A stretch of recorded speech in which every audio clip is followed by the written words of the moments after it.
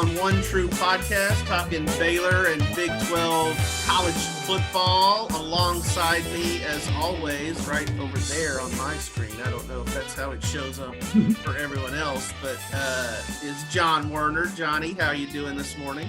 Great, Brice. Always a pleasure. Yep. In the age of Corona, we don't always do this in person anymore. But, and our special guest is Joseph Durate from the Houston Chronicle. Been there 25 years now. Can you believe that, Joseph? I mean, pretty incredible. Yeah, we're getting old, but I'll give you a little bit more enthusiastic hello. How you doing? Good. Love it. I love it. And Joseph, did you get Joseph on here because the 25 years is the last time Baylor and Houston have played? You know what? That's a good point. Well played. I joined the Chronicle right at the breakup. Yeah. No doubt. Big 12 formed, and Joseph got to the Chronicle and was like, I'm just in time for all these other conferences. I joined Rice, Houston, SMU, and ECU. I didn't get an invitation, so I had to go look for something else. Has Houston been they have been in multiple conferences in that time too, haven't they? Yeah, they started Conference USA, and then they went to the American back in, I think it was 2013, 2012. Yeah, okay. Well, here we are 25 years later. Baylor and Houston are playing. It's kind of remarkable just how this game all came together so quickly, with Baylor's game with Louisiana Tech getting canceled, Houston's game with Memphis getting canceled, and then obviously both of them finding each other. The ADs getting together and making that happen. Is this, in your guys' opinion, is this sort of best case scenario? I mean, the fact that they were able to put this game together? Go ahead, Joseph. Absolutely. We look at this, and I think Aranda-Holgorsen hit it on the nail on the head this week. These series, even one game, are usually planned sometimes decades in advance, much less a three game, which this is essentially. But absolutely best case. Neither team wanted to go another week without playing. They need to play. Conference starts for Baylor against Kansas next week. Houston has another non-conference game, but I think it's a combination of wanting just to keep the kids' interest, maybe their motivation in it. But, if you're going to pick a school to play, you try to make it as convenient as possible. And, it took COVID to bring these two teams together after 25 years. Yeah. Johnny? Yeah, it's just amazing how fast it came together on Saturday. Obviously, Mack Rhoades' ties to Houston as a former AD helped a lot. But it's just hard to believe it's been 25 years because, Baylor's played every other former Southwest Conference team many times.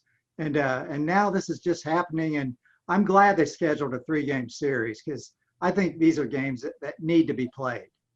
Yeah, it's kind of weird that they didn't at least maybe play in a bowl game or something, I mean, and obviously there was a long stretch there where Baylor didn't play in any bowl games, but that probably had something to do with that as well. But no, I'm with you guys, and I got a chance to talk to Mack Rhoades yesterday for a column and just get sort of the backstory of how all this came together, at least from Baylor's perspective. And it was just crazy. I mean, he called it a mad dash. I mean, and like you said, Joseph, I mean, usually these things are planned out a decade, 8 to 10 years in advance. I mean, it's just crazy that they were able to really do this on the fly. And I do think it's, it's a great game for the fans. If there are some Houston fans coming up, you're talking about, a 3-hour drive, and then eventually when they do have that home series in the future, it'll be a good one. And hopefully by then we might be back to, knock on wood here, a little something closer to normal in terms of fan attendance, and, maybe coronavirus will be a thing of the past. Let's hope so. Hey, Brice, I wanted to add that I talked to Coach Grant Taft yesterday, and he was just thrilled they're going to play this game. And like everybody else, he's amazed how fast they got it together. But he's wanted to see this for a long time. Of course, he coached against Houston more than any other Baylor coach, 17 games. So, yeah, a lot of people are excited. Yeah. Brice, I found it interesting in your column. I think it drives the point of how much these schools, at least on Houston's end, wanted to play. They had that option in there. They could have taken a larger payout, or they could have taken the series, and they went with the series because they tried everything. When Tom Herman left off to Texas, they asked the Longhorns if they would play a football game and a men's basketball game for a lesser buyout number, and Texas said no. So Houston has been trying to get these type of games on their schedule. Now A&M will be the only team they have not played since the breakup of the conference, but it just kind of shows you that it wasn't just all about money. They want to play the Power Five, and they've done pretty well in recent years against those schools. Yeah, no doubt.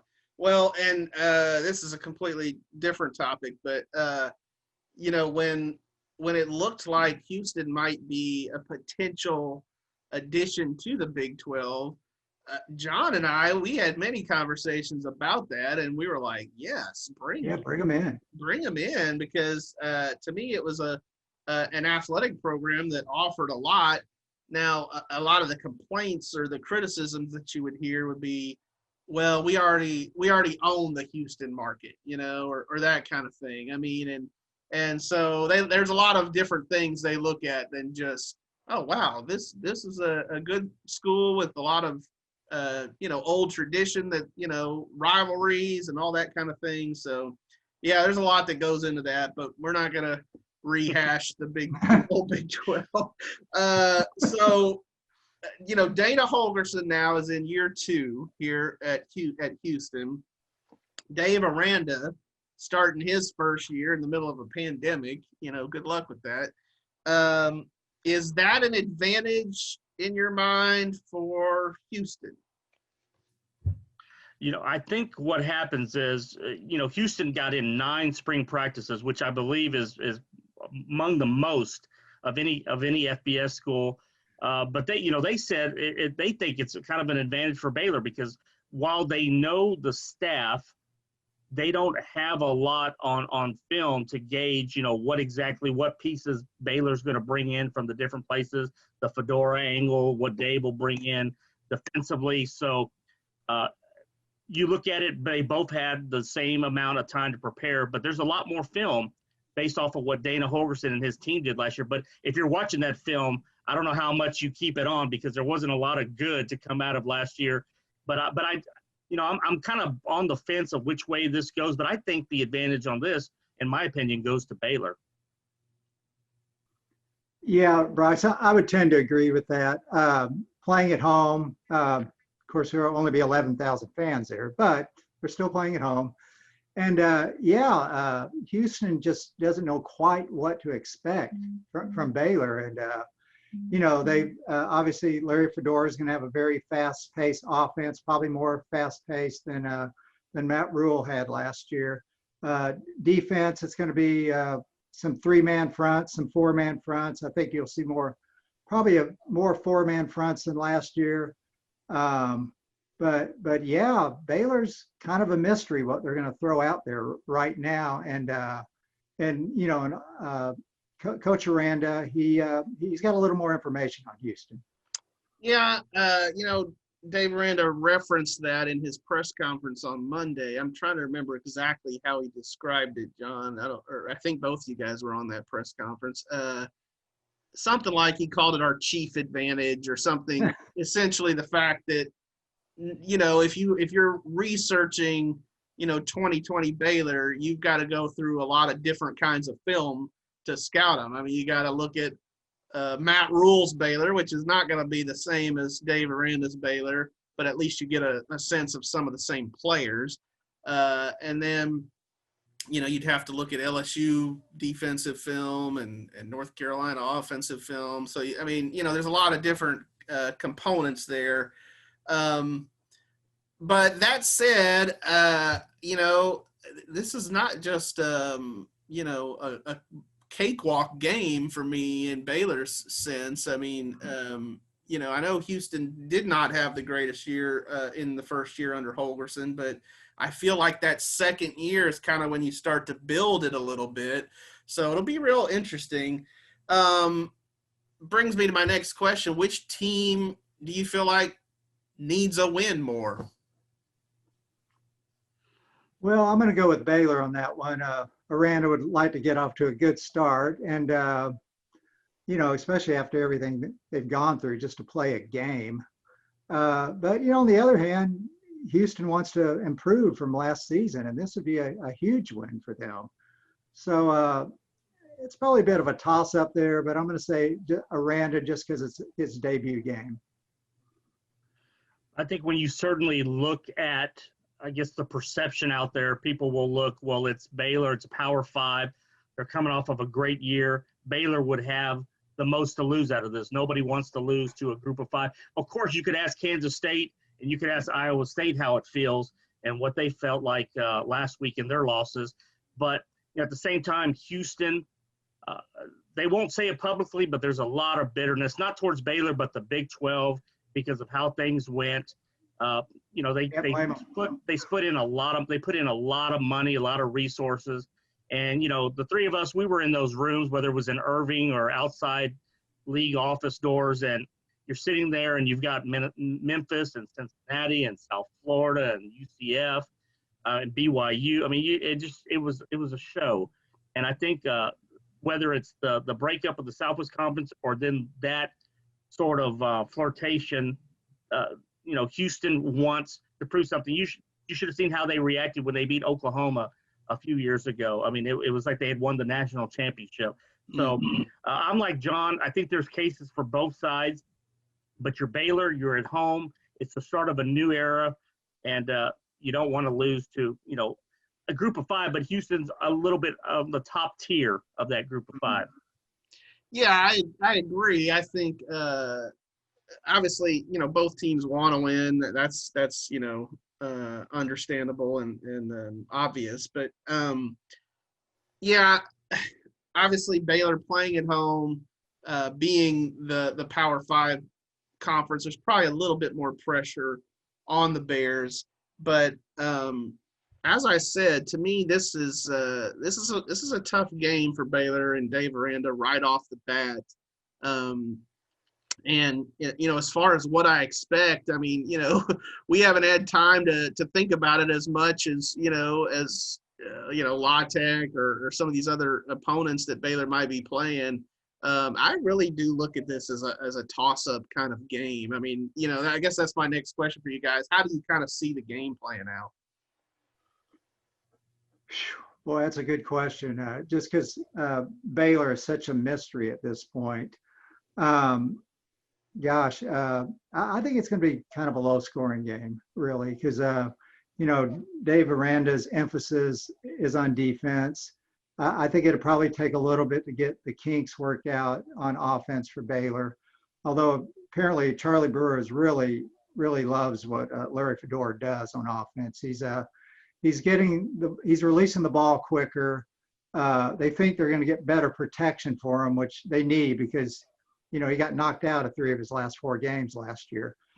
So, but yeah, I think this will be a very tight game. Baylor's, I believe, is a 7-point favorite, but I think it could be a lesser margin than that. Well, Brice, I'm on the opposite end of what John just said. I think that you're going to see both. I think Houston on the first play is going to try to air it out deep. I mean, if I'm them, considering what Baylor has coming back on defense, take your shots and see what happens. Houston has the quarterback in place now. They've got a star receiver in Marquez Stevenson, and then they've added back Keith Corbin, who redshirted with De'Ara King last year. He had 10 touchdowns 2 years ago when he played a full season. So they've got the pieces in place. Baylor fans will remember Kyle Porter was in the Longhorn backfield a few years ago and had some decent moments there. So they've got everything in place. And then you look at the other side of it, with Charlie-Brewer, and I know he's got some pieces that he's lost, but he's got some guys coming back. Houston's defense, was really bad last year. And I think you test them, they got an entirely new look in the secondary, and that defensive front from Houston. I mean, they've got numbers, but they're all inexperienced. So I think from Baylor's standpoint and what the offensive line went through last year, that'll be something that they'll go on. But I think in the end, it is a tight game, but I wouldn't be surprised if, both teams are in the 30s. Okay.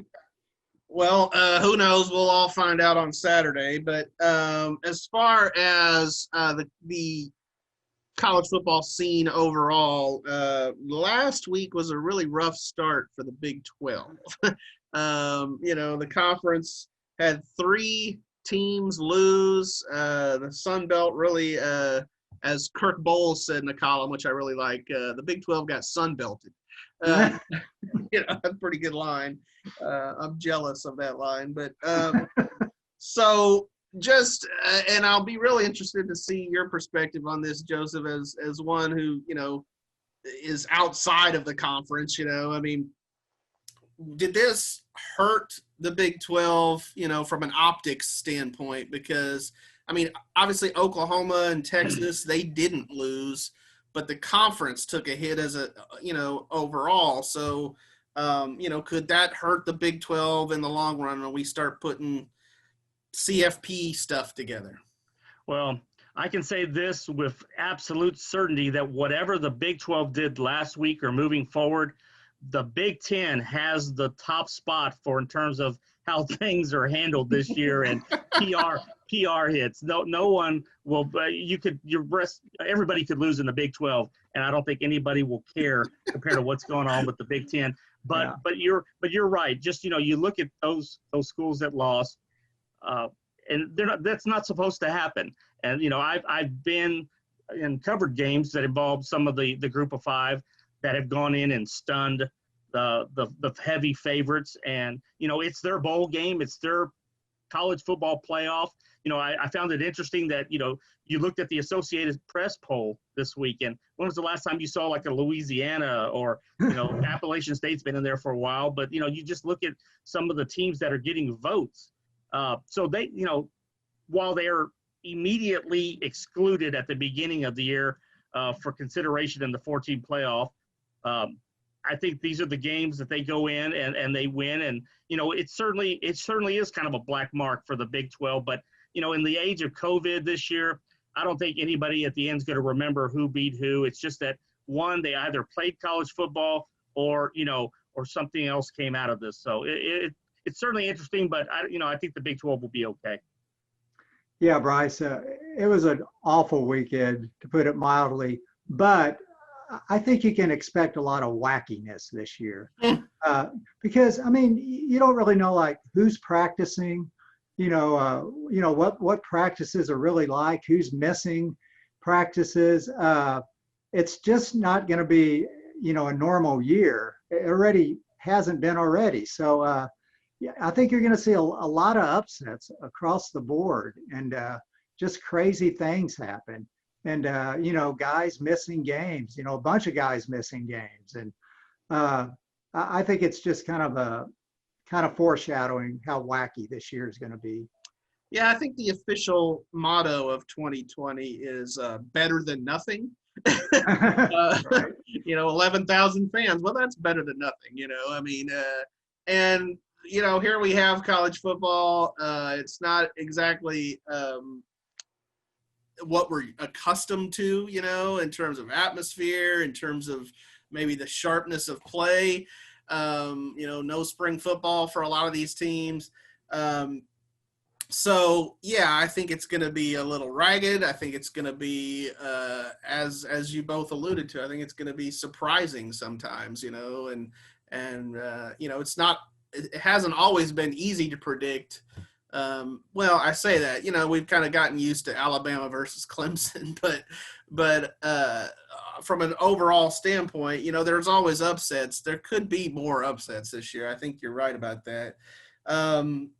Yeah, but it does not help, when the when you have 3 teams losing to schools that you're favored against and that you're playing at home. I mean, there's no really good way to spin that.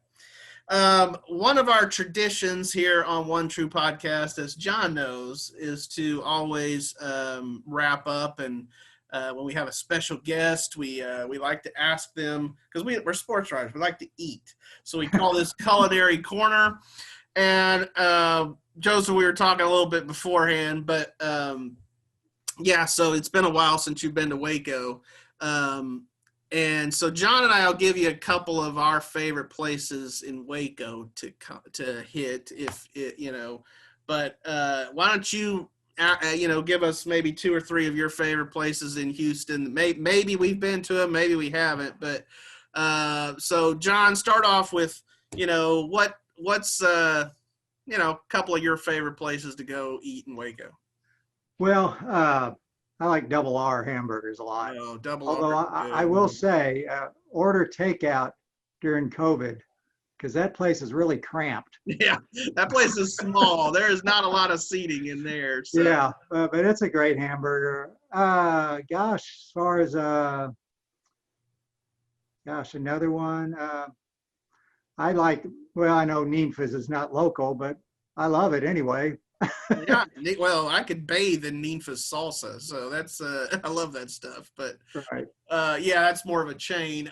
So I'll give you a couple. There's Schmaltz's, which is a sandwich shop that kind of like Schlotsky's but better. They have this bread that's really, really good, and it's a local place that everybody loves. And then barbecue, Waco, John, I think, will agree with this. For a long time, Waco was not the greatest barbecue town. And I think we've made some strides in that area. There have been some places that have opened up, within the last, 5 years, Johnny? I mean, yeah, or less even. Yeah, the Little Red Wagon, which is a very small place, only open just right near the weekend. And that guy trained under Aaron Franklin, the Franklin's barbecue guy. So pretty good stuff.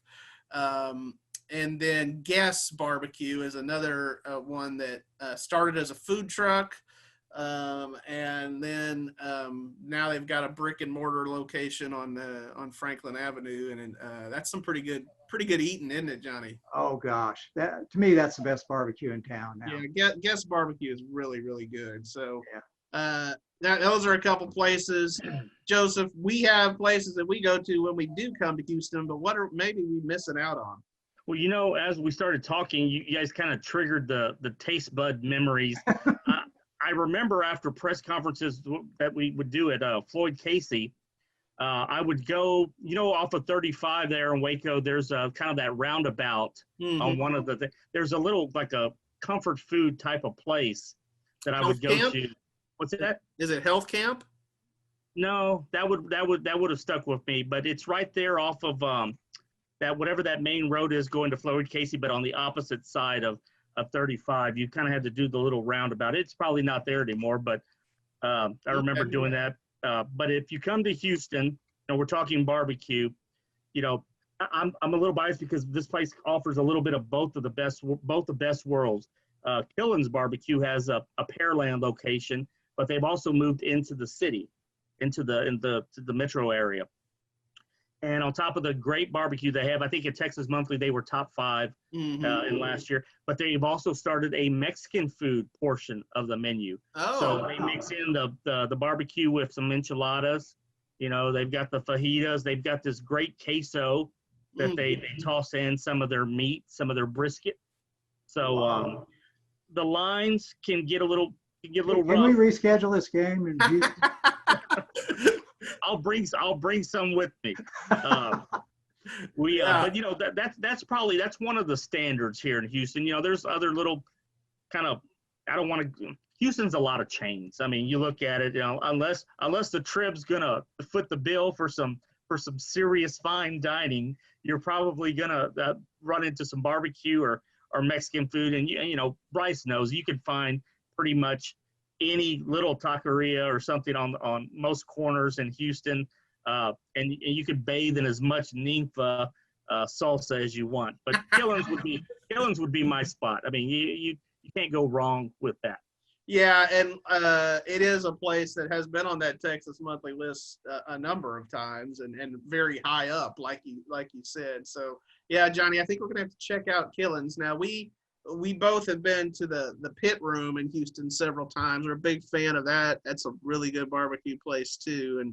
And so yeah, I've seen where Houston has like risen up in the rankings of, the best food cities. There's a lot of different, ethnic type restaurants. Right. You have every option available. So that's cool. And maybe we can get more games with Houston and I think we should all talk to the ADs, Baylor and Houston, and have the next game in the series next year. There we go. Yeah, I like it. Mac could set up Houston. You could get Rice in the same season, and then throw in HBU as a Houston Baptist as a non-conference. That's you probably get 2 out of 3 on the road there. So yeah. Okay. I love it. I love it. Yeah, sounds good. Well, that's it, Joseph. Thanks so much for coming on with us. And you coming up on Saturday? I'll be there a little bit earlier, probably the day before. Gotcha. Okay. Gotcha. Yeah, sounds good. 11 a.m. That doesn't mix real well for getting up early. Yeah, that's a good call. That's a very good call. But you might check out a couple of those places we mentioned, if you have time. And certainly we'll see you in the press box and, give you the air fist bump or whatever we have to do, elbow. Yeah. So, but thanks so much, man. Looking forward to it, guys. Thanks, Joseph.